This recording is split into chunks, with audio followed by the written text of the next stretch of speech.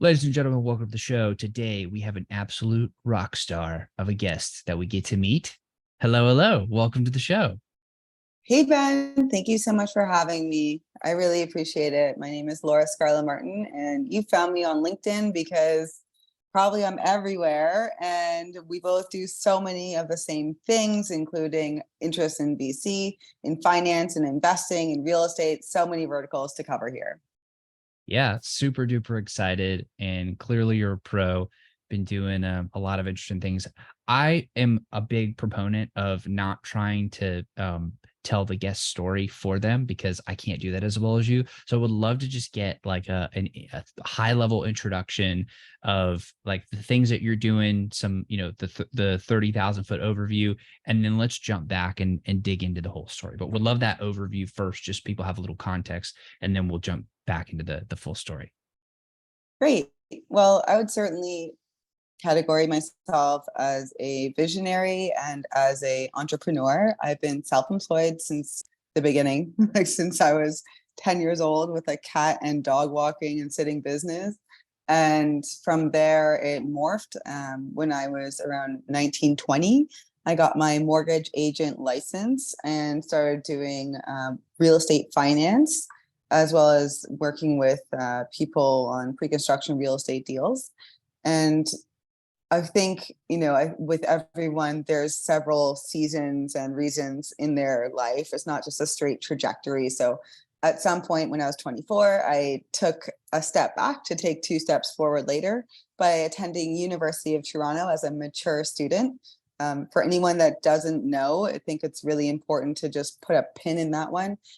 Even if your high school transcript is trash, you can still go to some universities as a mature student if you've been out of school for over 4 years, because you are a fundamentally changed and different type of student.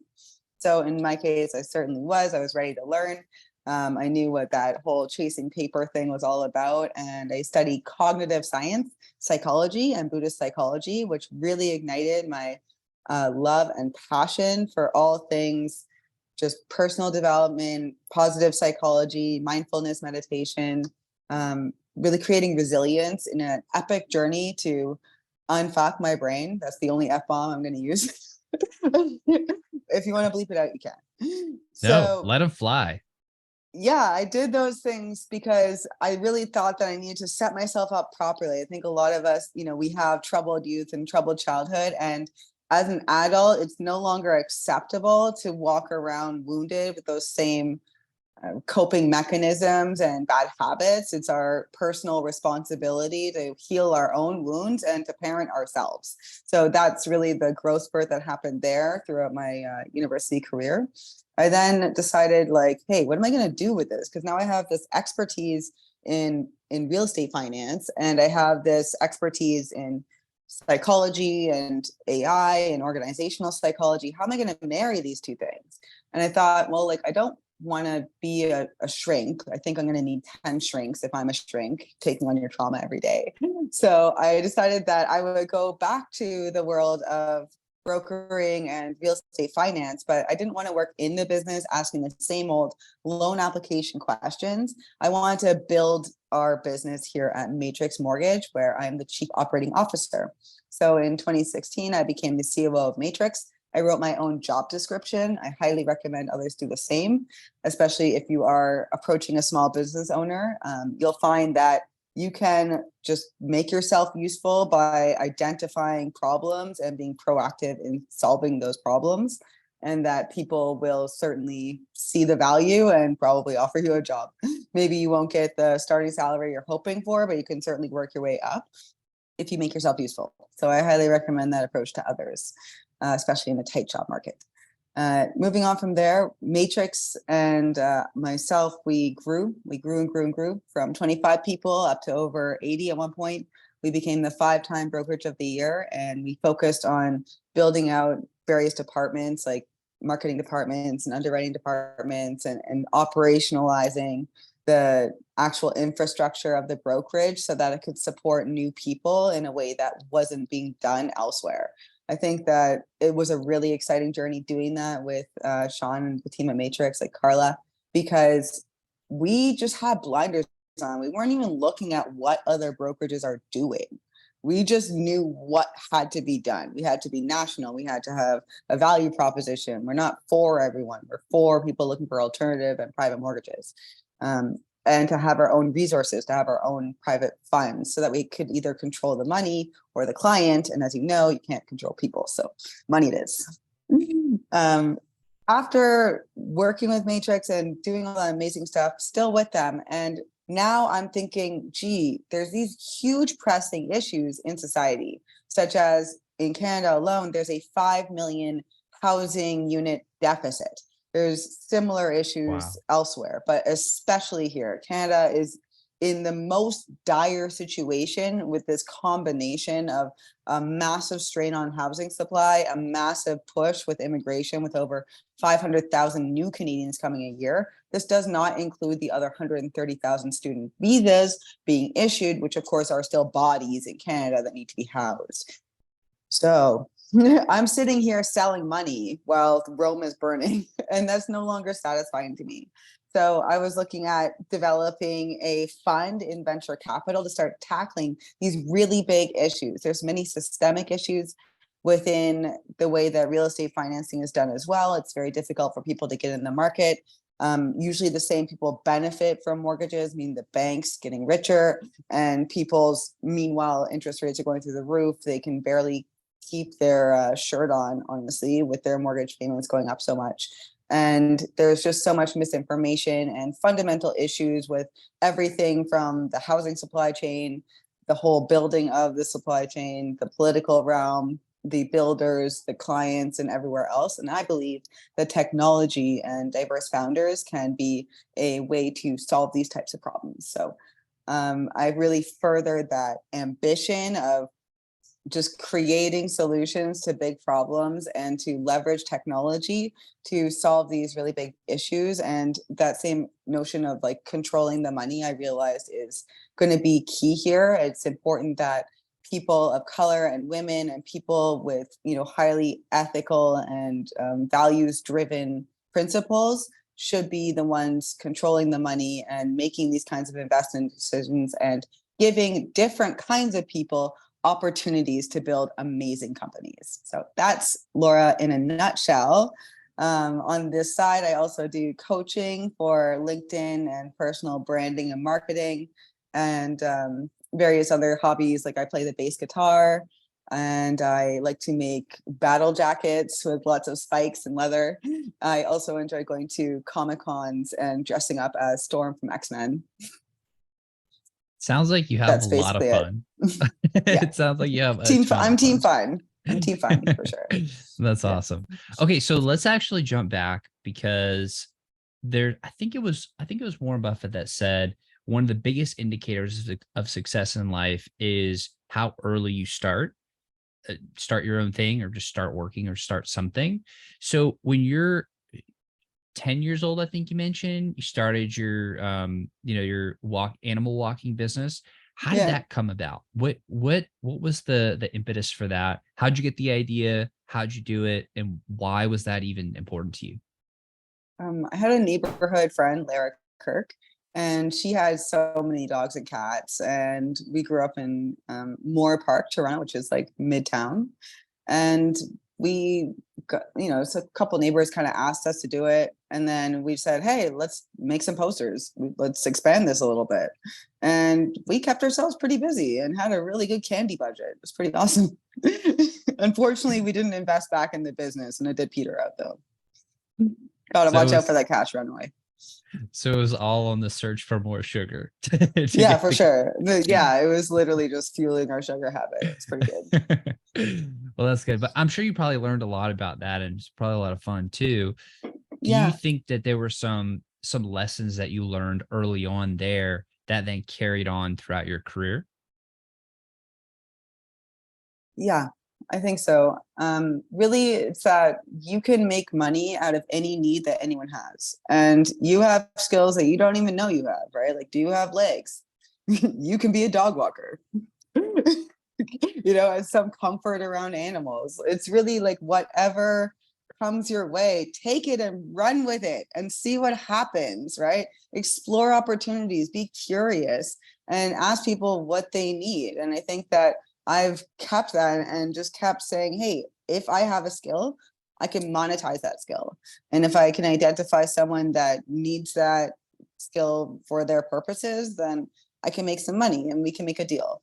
And everyone could really benefit from that. So it's a really great way to be self-sustaining. And I think that many people, especially since COVID, that have had to pivot into freelance work or have become self-employed or just sick of their 9 to 5, they're going to find that once you start freelancing and, building different skills, that you can actually sustain yourself and then some on that. And once you do that, there's really no going back. 100%. 100% agreed on that. Yeah, it's pretty magical when you move from the routine of like money comes in on the regular basis and you have like that's what you got. And it's not going to fluctuate. That's what you got. And then if something ever happens to that, then you very quickly realize, whoa, this is not as secure as I thought it was. And that's kind of a problem, especially if you haven't been doing the right things. Like, I think an easy general rule of thumb, and this is from the book, The Richest Man in Babylon, great book, is to at least 10% of all the money that you make, save that and invest that. And if you do that consistently over your lifetime, then you'll never hurt for money. But if you have not been doing that the whole time, right? Always start early. Best time to plant the trees 30 years ago. The second best time is today. But if you haven't been doing that, then like that interruption of that cash flow could be pretty detrimental. So then moving to the freelancer side or just, employing yourself or creating money yourself, it's a whole different ballgame. I think probably the biggest one is the difference in your control over your own time. That I think is the biggest thing. What do you see as that kind of those big transition pillars of importance, if you will? Well, first I wanted to just touch on the irony that, according to a bank, someone that's on a salary is a more eligible borrower or a more credible borrower. However, I don't believe that to be true, right? Because your career is entirely, and your income is entirely A, in one basket, and B, in someone else's control. That doesn't seem safe at all. And so to that point, I would say anyone that is salaried should seriously consider start building out a consulting practice. If you've been doing something for 10 years, you are an expert and you can certainly contract your services out on the side, and you'll find that you'll be able to double or triple your hourly rate when you're a contractor. So I just wanted to get that out there and say that, everyone should have a side hustle and you should incorporate ASAP, because as soon as that corporation is 2 years old, now you can start getting business loans and grants and things like that. But if you never incorporate, and if you don't start, sooner than later, then you have to wait to scale. And you can write a lot of stuff off. You can also write a lot of things off, which is wonderful. Yeah. I mean, it just doesn't make sense to be on salary making over 120, 150 and getting taxed at half when you could really cut that down to something more like 13 to 20%. Just why? Why are you giving away your money? But you asked me about some of the pillars. And so are you talking about like pillars of, my businesses or pillars of my productivity, or what's important in terms of how I spend my time? Yeah. So I was really asking like, because we went down the rabbit hole of like, hey, transitioning from salary to self-employed. I think one of the most important things there is managing your time. And it's also a huge benefit. Like you don't have to wake up at a certain time. You get to wake up whenever you have put in the work to enable yourself to be able to wake up, if that makes sense. So I was just kind of curious what your thoughts are on the other key things there. And then I want to explore that rabbit hole. And then I want to kind of get back to your narrative and talk about the beginning of your money selling career. Yeah. Yeah. I love how you called it that. Okay. So managing your time, key things, like it's dangerous, man. Like if you're not really motivated, if you don't wake up every day thinking, how am I going to move the needle on my projects and goals, nothing's going to happen. And your bottom line's not going to budge. So it's really important to just like, you know, have these quarterly and annual dates with yourself, or if you have a partner or a couple of team members with them, to really make it clear what your targets are, what your priorities as a business are, who your target market is, how you're going to reach out to them, how many times a week you're going to reach out to them, where you're going to reach out to them, and all of these things. I was watching the Arnold Schwarzenegger doc on Netflix. I'm sure you've seen it. I need And to. It's going on my list right okay, now. go. So Arnie's like such a hardworking guy, super stoked to have watched that just recently. But he made a quote. There was a quote that he used. It wasn't his direct quote, but he was quoting someone else. And it said, early to bed, early to rise, work hard, and advertise. I love that rhymes. Advertise. Freaking advertise. Okay. You can't be quiet about what you're doing, even at the risk of sounding repetitive, of seeming salesy, of being in people's faces. You literally cannot at all afford to worry about how other people are perceiving your hard work. If they have a problem with it, that points to them and their work ethic and their problems with what they're not doing, and says nothing about you. So these are my principles to life. I wake up at 5 a.m., part of 5 a.m. club. Highly recommend that read by Robin Sharma. And of course, it's hard to do every single day. I'm not saying I wake up at 5 a.m. every single day, but if I can do it 4 times a week, I'm super happy about it.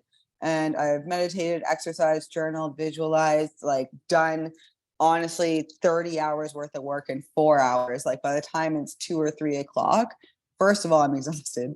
Secondly, I'm like, I can officially clock out. I'm going to go ride my bike on the beach and just chill out with a book, or, you know, take more casual calls, or, you know, book all my kind of meetings to the end of that day while I've done a lot of my more, I guess, solo work in the earlier part of the day when I'm fresh. So just organizing your day in terms of like, what's the hardest and most mentally demanding thing you have to do that first. Make sure to keep a date. I don't use a day planner per se. I have something called the self journal, where it asks me to prioritize 3 goals for the day, something I'm grateful for, what my main goal is for that day. And then there's a little slot for like what the things are during that day, like podcasts with Ben at 1 p.m. I love that. Okay, so there's a few things to unpack here. One of them being the advertising piece. And I think this is so important because like one of the things that immediately popped into my mind was your alarm clock in the morning, right? When the alarm clock goes off, it doesn't just beep once and then not continue like it Mm, and then go off. It all continues this to sit news. there and beep until you hit it.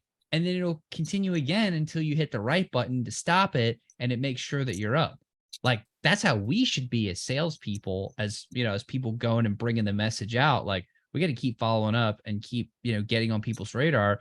Because think about it. How many just spam calls alone? How many spam calls do you get in a day? I know I personally get like some days it's like 100 spam calls in a 10 single or day. like 100. It's I know. I started crazy. blocking all them. Yeah, I Yeah, had to get really aggressive with blocking. Like one time, if you're spam, you're blocked. Block, block, block. exactly. Um, So but like in any case, that's just yeah. one thing that is clogging up our time and our attention. We have notifications, we have emails, we have people IRL that are like trying to grab our attention. And then we have to like eat and exercise and sleep, and we're on meetings from I'm time glad to you time. brought that up because, Yeah. you know, and on the topic of time, guarding your time with things that you're not doing is probably more important than the things you are doing. Are you checking your phone every time you're getting an Instagram notification? Like if you install the time tracking device on your phone, it'll tell you how many times you open your screen. Usually it's 150, 250 times. Who the hell needs to look at their phone 150 times a day? Are you nuts? Right? Like when you see it like that, just black and white, you're like, I'm a crackhead. I'm a Yeah. crackhead, right? So I need to chill. I'm like looking for these dopamine hits, and like it's spam email. I could clearly see that. Why open it anyway, right? So you gotta like delete apps that are you're spending too much time on. I'll basically take, for instance, Instagram and Facebook. These are really great time suckers for a lot of people. It's Reddit too, and or YouTube. Some people are like into the TikTok shorts, stuff like that. Like that is mind rot. If you think that you're learning something of value in a minute and a half, you're not. If I asked you to recall what you did 5 minutes ago, you couldn't tell me. And you are wasting your life. This is compounding into the amount of time that you're sleeping in your life. And now, what are you really doing to be productive? You need to get rid of these apps and control yourself and say, look, I'm gonna install it. I'm gonna make my post. I'll scroll for like 15 minutes to make comments on other people's posts to be reciprocal, and then I'm going to delete it until another specified time. And on the weekend, maybe I'll have it open because I've decided I want to waste my life. But that's it. You really can't mess around if you're self-employed. You have to parent yourself and you have to control your impulses as far as your tech is concerned, because it's going to really make or break you if you can't rein it in. 100%. So to just tie that loop there, like, let's say you are trying to reach out to somebody in order to do a deal or get some business done, or, you know, whatever it is. Like, imagine all of these things that we are all fighting, and you think one message is going to do it? Like, maybe if you get lucky and if you have the perfect message and it's the perfect person and you catch them at the perfect time, but Mm-hmm. like, probably not. So that's why you got to follow up a whole ton of times. Like, be the alarm clock.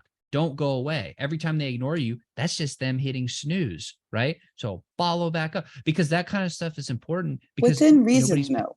oh, for There sure. is there is a type of follow-up that makes me insane. So I use automation tools on LinkedIn, specifically Dripify. And so what Dripify does is I'll take a search query for, let's say, CEOs in the Greater Toronto area, and it'll give me a list of probably like 10,000 people at least, right? And I'll take that list. I can only take 1,000 out of the 10,000, drop in the hyperlink, and it's created a lead list. And then I'll create a sales funnel for that. And I'll have it add them as a connection, building my network out, check. Then I'll have it endorse a skill or like a post. Okay, I'm not just a spammer, I'm doing things that are useful to you. Now you're getting warm, fuzzy feelings about Laura Scarlett. And then I hit them with a message. Hey, just connecting because I want to discuss, whatever it is. I want, like, feign interest in them. If you're not actually interested in them, at least pretend to be interested in them. Don't come at them with, hey, I do this, buy my shit. No, do not do that. And certainly not with a bloody 4-paragraph message. There's no one's reading that. You got like 3-4 sentences maximum, and that call to action better be that last sentence, including, hey, would you be interested in a call, or here's my Calendly link, or whatever that is. Okay. So when I do that, I don't have any follow-up ones, because I can tell when someone's like, hey, just, you seem busy, blah, blah, blah. And they give you the same message 4, 5, 6 times. And they're just throwing messages into the ether. Like, you're just being a pest now. I can tell that you're a robot, but there is plausible deniability that I'm a robot with just one message. And for me, the way that I kind of soften them up is I will add them now to my email list, and they'll start getting my newsletters, and I'm frequently posting so that they see I'm a real person. I'm not just someone that's spamming messages, but I'm a real person with real posts and real opinions. And I'm offering valuable insights. I'm also looking at the people I'm following, and I'm engaging on their posts in an intelligent way.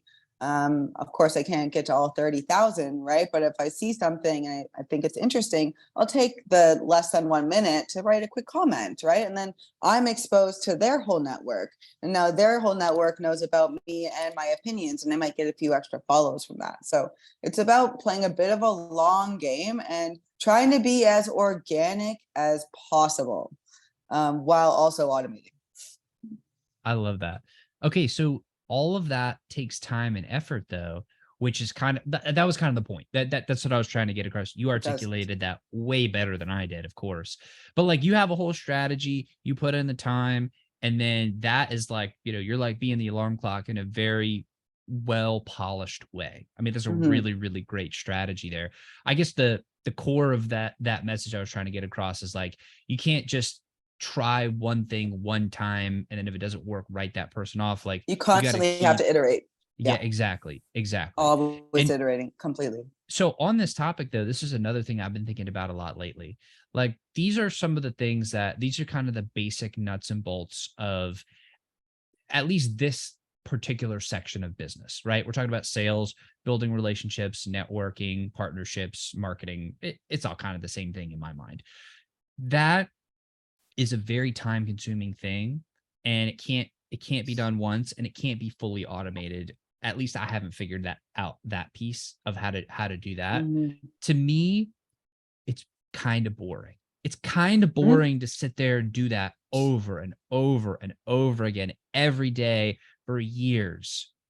That is, I think, one of the biggest obstacles that people face is the freaking boredom of having to do that same thing ostensibly forever, forever. Mhm. How have you dealt with that boredom and like help us get through this because I feel like so Oh many people struggle with man, it, me at it's, times too. I mean, the things I post about, I'm genuinely interested in. I don't actually push myself to post when I don't feel like it, right? Like if I want to take a little break, I do. The robot is always adding people and it's always messaging people. And I just try and keep on top of it and make sure that I'm like, okay, this person was interested, give them the Calendly link, set up a call. For the ones that weren't interested, I'll probably like I do batching, right? Like I don't to not burn myself out. I just say, okay, Monday is reply to LinkedIn day, and then I can shift my focus. But I think that's the beauty of entrepreneurship, right? You just batch the things that you need to do and use the 80-20 rule. I know I'm sounding trite. People say it all the time, but if for somehow you haven't heard of this yet, if someone can do something 80% as well as you can do it, give it away to them. Right? You should only be doing the 20% of things in your business that you just can't be replicated on. And otherwise, good enough is good enough. So if it's really making you crazy, like I don't do my own bookkeeping, that to me is hell. Going through my receipts line by line, oh my god, no, anything but that. Right? That's real torture. So I think everyone has their thing where it's like, there's three things I hate, probably like doing dishes, weeding, and like bookkeeping. So I get other people to do those things. I love that. You know, one of my uncles, he's actually my godfather. He's amazing. He very successful doctor and built a whole business, et cetera, et cetera. But he said one time, you know, the definition of success to me, this is him talking, is never owning a lawnmower. And that Mm, has stuck with me for that's it's stuck with me true. my whole life, right? He Yeah. obviously gets his lawn mowed by somebody else, but he doesn't do it because he's Mm-hmm. handing that off to somebody who can do it better than him or can do it 80% as well. Like, yeah, I totally agree with what you're saying. And maybe one thing we should tackle or at least touch on here is how do you identify those 20% of the things that only you can do? Because that can be kind of tough. It can be. Um, if it's a if it's a strategy call, a discovery call, I don't think you should pass that off, right? So meetings with people that are potential partners, you got to do yourself. That's a relationship you need to build for yourself. And in terms of identifying it, I think there's like various tools I use. Like I looked at scaling up, Rockefeller habits. There's some tools there where you can look at it. I highly recommend Business Made Simple by Donald Miller, as well as Marketing Made Simple. These types of business books really get you to look at, what kind of person you are. You can even do personality tests, like find out if you're introvert, extrovert, et cetera, et cetera. And based on those personality, like Myers-Briggs tests, I always showed up as a visionary. And visionaries are famously bad at managing. Right? We're idea people. We're not managers. You can't manage someone else. I can only, have great ideas and take them forward until I have another great idea and then that one's gone. So part of really doing the work in terms of looking at myself where I've been most effective, it takes time too. You need data.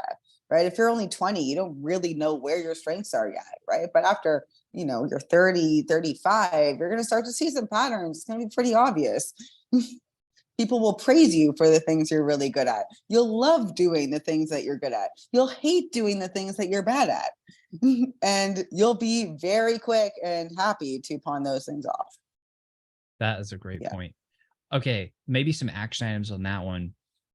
If there's something that you're doing on a consistent basis, like sometimes there are one-off things you just got to do. You do it, it's done, so on and so forth.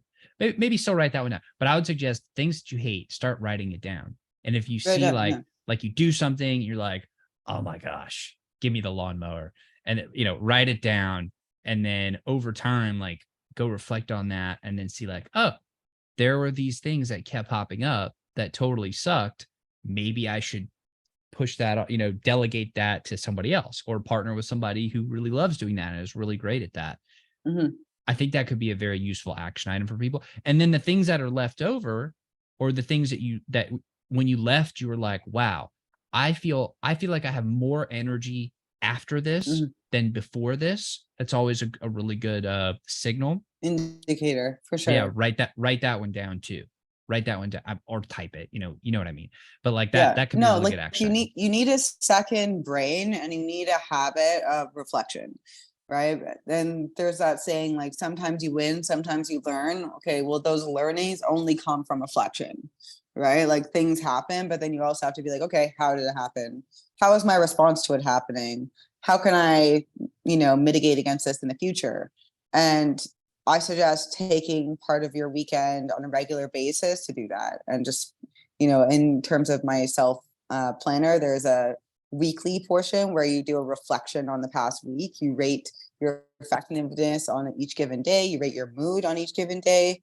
I found, and I don't know if it's going to like freak you out or whatever, but like it's a fact, women have hormonal cycles, right? And so I have a app called Flow, and it tells me like, hey, you're going to be moody AF today, right? And it's like clockwork, right? And so I'm like, no meetings today because I'm going to just be unreasonably impatient and maybe even a little mean, right?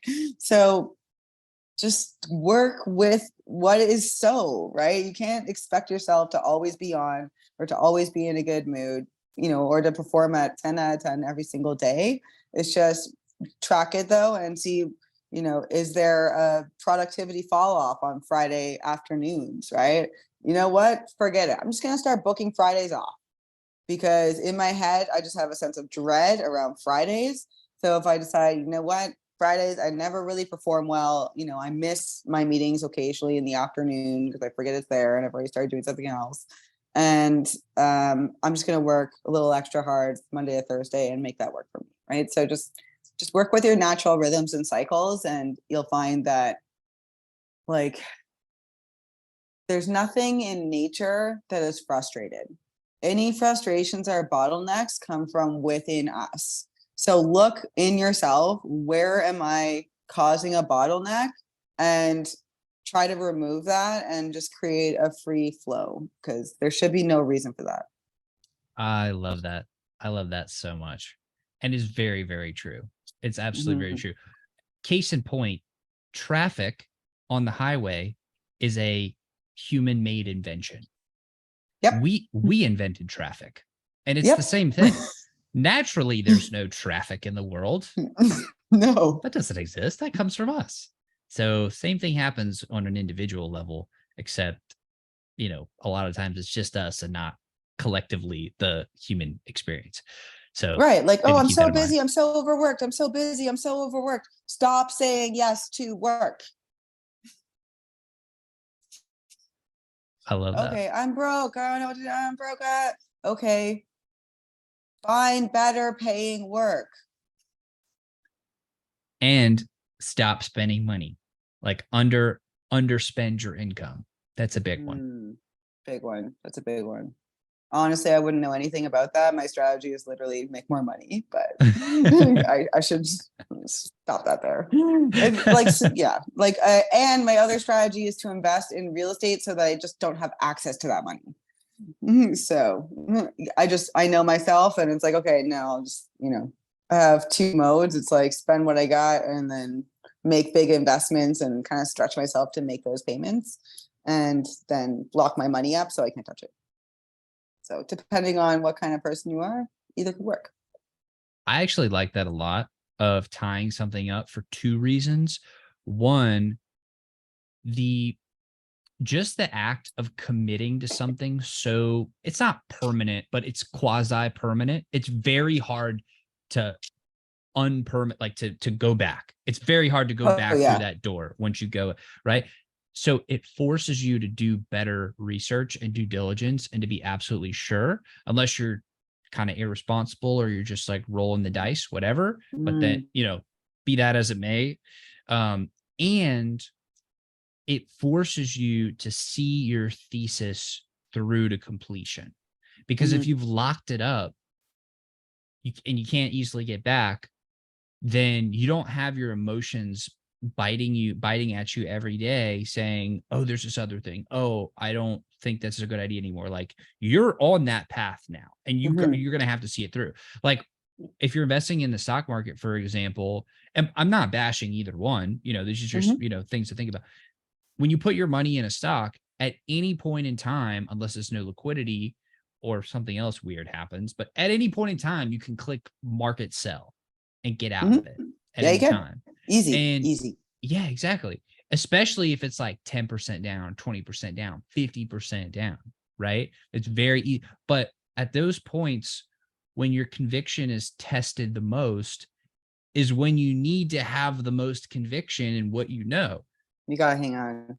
Like Warren Exactly. Buffett would say, never sell. Like don't buy it. Like don't play the short game, right? Play the long game. And real estate, if anything, is a long game. It's real estate, right? So my main investing strategy, because I am not educated on the stock market, I will get hosed on the stock market. So compared to the smart money, if you will. So for me, I just invest in pre-construction real estate at the earliest possible stage of development from reputable builders in markets that are absolutely poised for growth. So things that are really great indicators of certain appreciation of a project is the government spending money there? Is there extra infrastructure going in there? In the case of, for instance, Hamilton, they're putting in a new LRT line, and I bought a condo right along that line, right? That makes a ton of sense for why that neighborhood is going to gentrify, why that property value is going to skyrocket, and why people would want to live there if I choose to rent it out. Furthermore, people always want to buy a new condo. And when you have a pre-construction condo, you can just do 10 to 15% deposits over a 2-year period and not carry the mortgage. This is really important stuff because it's going to take roughly 5 to 6 years to get built, at which point you're chilling for that 4 years, not paying a mortgage and benefiting from the appreciation of that asset. Once it's time to close on that asset, you can either assign it and never close on it, meaning I've never paid a mortgage on it, and maybe get a lift of 100, 150, $200,000. I've never touched this, like I never even closed on this condo, right? Like I just get all my money back and then some. Or you can close on it, live in it, do what you want to do, and leapfrog your way to better or more properties. But I really like this one because you're not throwing money into interest on a mortgage. You're not having to pay closing fees, appraisals, lawyer fees, realtor fees, and everything else. I love that. That was like a super hack. So, Mm-hmm. everybody Mm-hmm. bookmark that spot. Go listen to Mm, that. yeah, That's like yeah, super, super real estate alpha right there. But to yeah. close the loop on that piece too, the emotions are what get people. The emotion, like our emotions are our own biggest enemy when it comes to investing. Like if you've put in the time and done the work and done your research and thought through something and have a thesis and you're like, all right, because of XYZ, I'm going to go do this. And you're Mm-hmm. like, at that time, you're like, okay, no matter what anybody says, I know these things to be true because I've done the research and I'm using original thinking. And then you deploy your capital at that, see that through, see that thing through. See So through. yeah, exactly. So the emotions are what are going to get people there. And then now we just got this awesome real estate alpha. So I love it. Speaking of real estate, we've gone on a super rabbit hole, which I absolutely love. And it's been so much fun. I want to bring us back to your story when you decided to get into the mortgage business. I think you said you were 19 or 20 around that Mhm. time Yep. frame. So how did that come about? Why did you decide that particular business? And let's continue the narrative from there. Sure. Well, I think there's always something in someone's history that point towards that, or chance. But in my case, both of my parents were real estate agents. They were award-winning real estate agents and over 40-year careers for both of them. They were a team. And what I noticed was they worked a lot in the evenings and on the weekends. They were like driving all over the city, burning tons of gas, and had not the best work-life balance. But they were selling, really expensive pieces of real estate, doing really well. They both created great real estate portfolios. But what I saw was, okay, there's money to be made in real estate, but for me, I'm far more cerebral and less interested in the physical world. So things like open houses and staging and baking cookies so it smells great aren't really up my alley.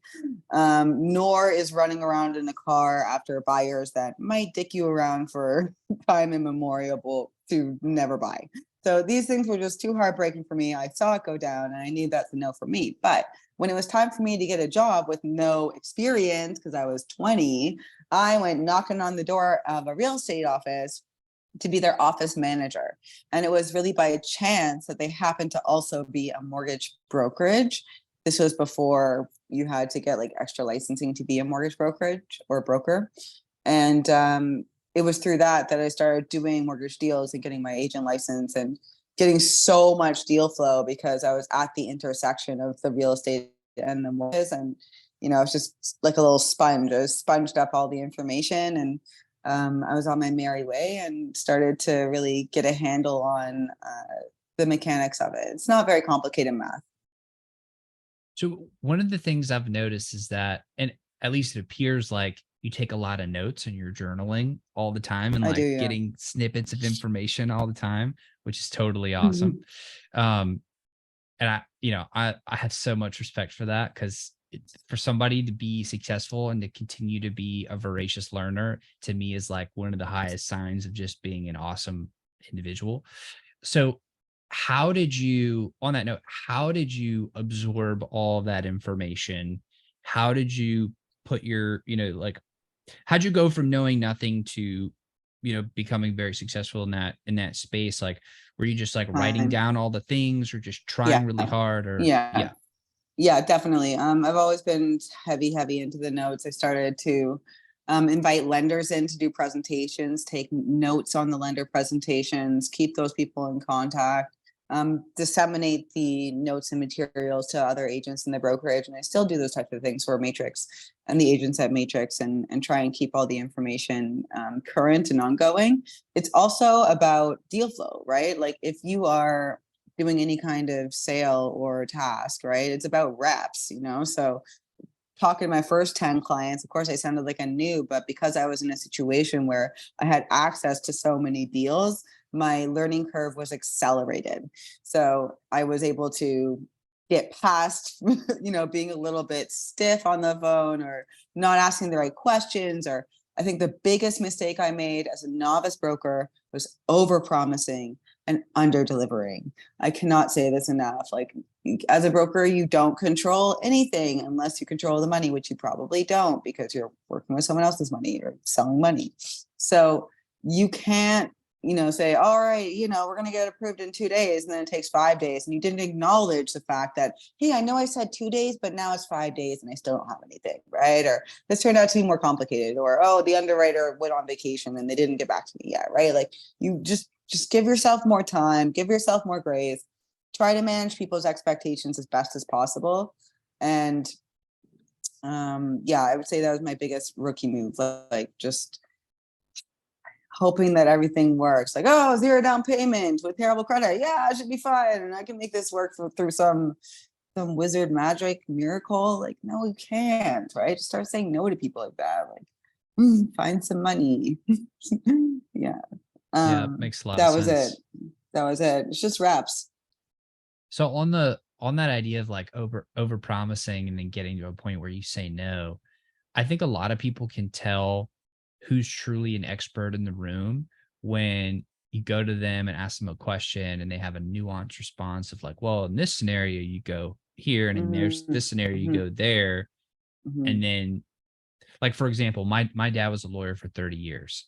And he was like, there's some clients, they walk in the door and I know that they're gonna be an amazing client. I just know it. I've had mhm. like, I've had so many of them like that because he had so many reps like you were talking about.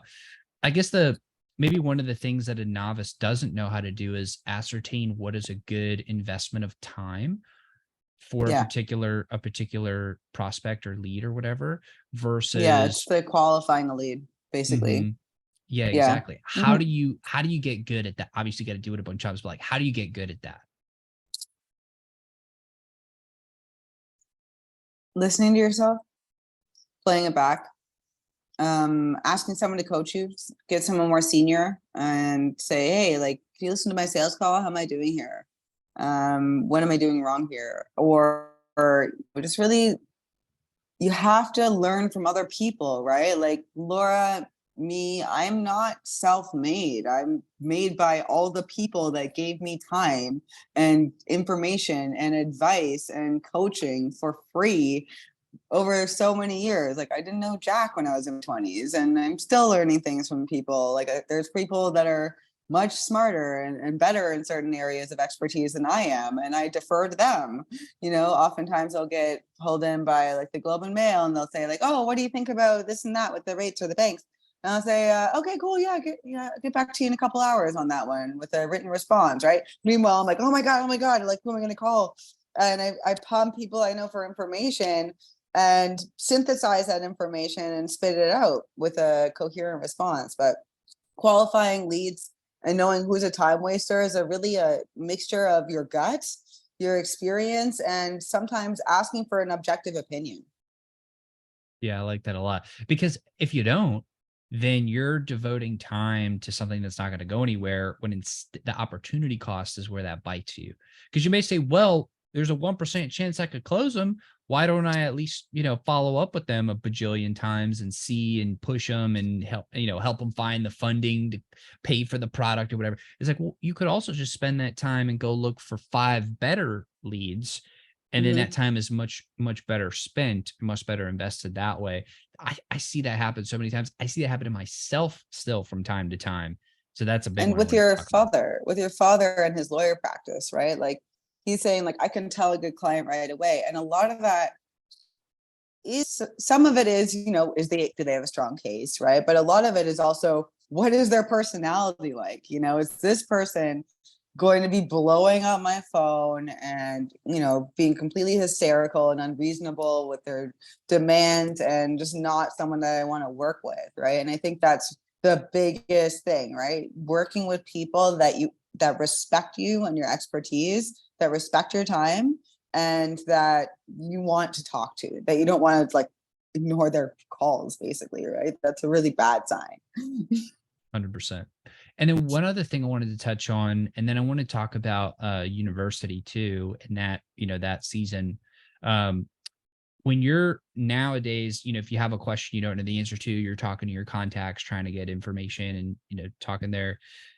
How do you make sure that these folks are people that you can call them for stuff? Like, are you providing value first, or are you like, hey, I just have this question, you seem to be an expert, would love to get your opinion? Like, how does that kind of how do you deploy and think about that social capital of working with these experts that you want to work with?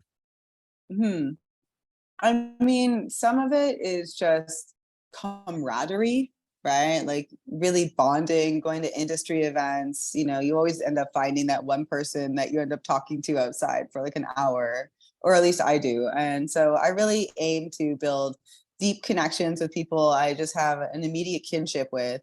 And I make sure to take care of those people and check in and celebrate their wins and, be there for them when they need me, right? Sometimes I have my expertise of private mortgages and alternative financing. So that's my wheelhouse, and they'll call me when they have a question or whatever. And I give my information freely. This is my ethos. I'm not at all paranoid or deterred by what others might do with my information. I don't see anyone as my competitor. I see everyone as a potential collaborator. That their client was never my client. So what am I concerned about here? And I think that scarcity mindset that stops people from sharing their trade secrets is also stopping them from having other people open up about their trade secrets with them. So it's just that law of reciprocity, just being so open and giving with my information that it is returned. I love that. One of the things I always think about with that too is even if you give somebody your entire playbook, that Mhm. doesn't mean that they're going to be able to execute on that playbook. And Nope. even if they can execute on that playbook, that doesn't mean that they're going to execute on that playbook even remotely close to how you're going to execute on that playbook. So 99 times out of 100, it's nothing to actually worry about. It's just building that relationship and building goodwill. Pretty much. Yeah. And I think that's just a great way to look at your career as a whole. Because like we've been over this too, like even if you are salaried, that's great, right? But make sure to build yourself and your connections up in tandem with your company, right? Maybe you plan to be a lifer, but then life has other plans too. So make sure to create allies in other companies doing similar things to you so that you can easily pivot later. Make sure to build up your skills in maybe multiple areas so that you can do some intersectional things. Or, listen to your heart when you're like, hey, man, I'm bored of this. If I have to do this for another 5 years, like, what? I can't do this anymore. People plateau. This is a natural occurring thing. People have an average of 3 to 4 careers now in their lives. And so that necessarily means you're going to plateau after 7 to 10 or 12 years, and you should find something else. And a great way to find something else is interviewing experts in those fields. Like for me, pivoting into venture capital, I started by simply requesting discovery calls with general partners at other venture firms, with startup founders, with people that were in the venture ecosystem on the bank side and family office side and various other stakeholders to get their perspectives. And I just said like, hey, like, what do you recommend? What do you think of my investment thesis? Who should I approach to be investors?